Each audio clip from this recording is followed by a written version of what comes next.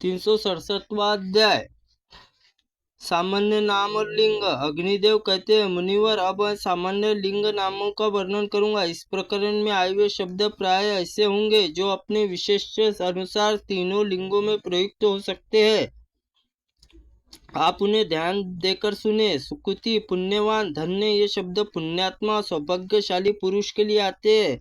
जिनकी अभिलाषा, आशय और अभिप्राय महान हो, उसमें म्लेच्छ महाशय कहते हैं। जिनके हृदय में शुद्ध, सरल और कोमल, दयालु, भावुक हो, वे ही हृदयालु, सहृद और सुहृद कहलाते हैं। प्रवीण, निपुण, अभिज्ञ, विज्ञ, निशांत और शिक्षित, सुयोग्य और कुशल अर्थ में आते हैं। वृंदाय और स्थूलक, दान, शौड़, यह बहुप्रद है, ये अधिक दान करने वाले वाचक है। कुति, कृतज्ञ और कुशल, ये प्रवीण और चतुर एवं दक्ष के अर्थ में आते हैं। आसक्त, उद्गत और उत्सुक, ये उद्योगी, कार्यपरायण पुरुष के लिए उपयुक्त होते हैं। अधिक धनवान, इभ्य और आड़ग्य कहते हैं। परिवृढ़, अधिभू और नायक और अधिप, ये स्वामी के वाचक है। लक्ष्मीवान, लक्ष्मण और शील, ये शोभा और श्री से संपन्न पुरुष अर्थ में आते हैं। स्वतंत्र, स्वैरी, अपावृत्त शब्द स्वाधीन अर्थ के बोधक है। खलपु और बहुकर, खलिहान और मैदान साफ करने वाले पुरुष के अर्थ में आते हैं। दीर्घ सूत्र, चिरक्रिय, ये आलसी तथा बहुत से विलंब से काम करने वाले पुरुष के बोधक है। बिना विचार किए काम करने वाले जाल्म और अक्षमिकारी कहते हैं। असमक्षकारी कहते हैं। जो कार्य करने में ढीला हो उसे कुंठ कहलाता है। कर्मशूर और कर्मठ, उत्साह पूर्वक कर्म करने वाला वाचक है।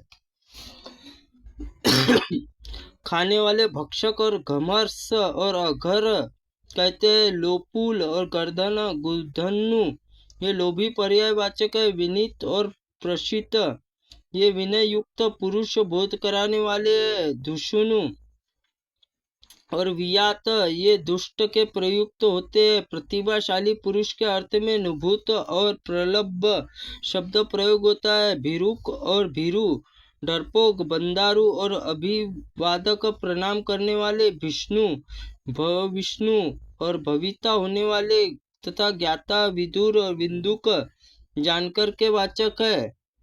मत, शौंड, उत्कट और शिव, ये मतवाले अर्थ में आते हैं। शिव शब्द नान्त और होता है। इसमें शिबा और शिबानु और शिबान इत्यादि रूप होते। चंड और अत्यंत कोपनीय, अधिक क्रोध करने वाले पुरुष के बोधक है।